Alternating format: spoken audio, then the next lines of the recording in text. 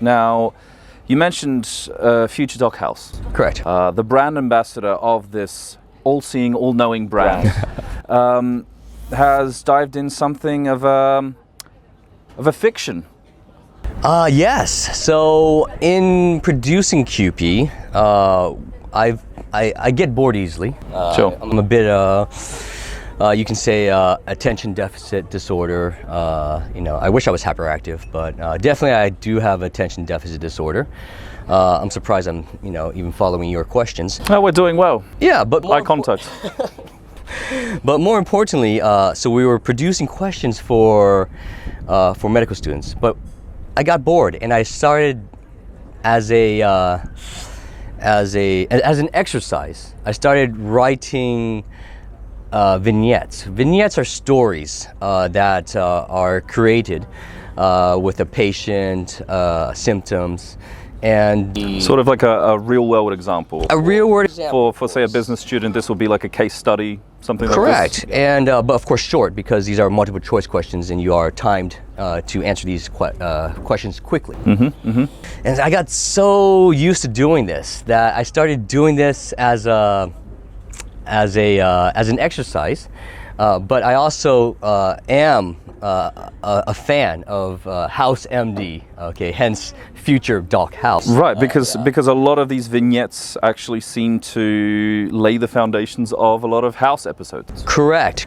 But unfortunately, House MD is a bit unrealistic, and I have to write my vignettes more realistic. We can't attempt to save the patient by killing the patient 10 times before we figure it out. No, of course, there is. Yeah.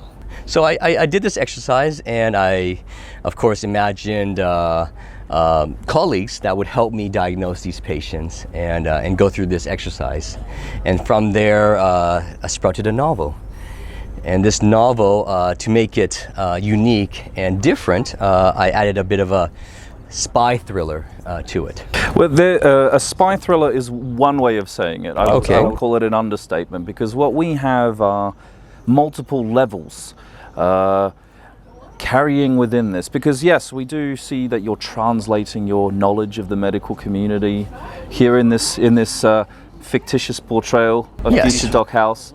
Would you say that maybe it's a reflection of what you do, of what you embody? Bit of a deep question. It is. To write a spy thriller is not easy. To be honest, if you asked me 10 years ago to write a spy thriller, I would say it's impossible. I never left the States.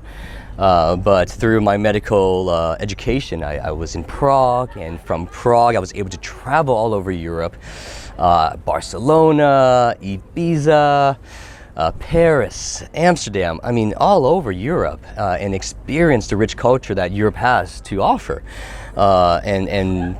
Through this experience, even visiting England, and of course studying in Antigua, which was a British colony, driving on the wrong side of the road, it was a rich experience. And from this rich experience, I was able to really dig deep into my imagination and create this fictitious, say, James Bond character out of this.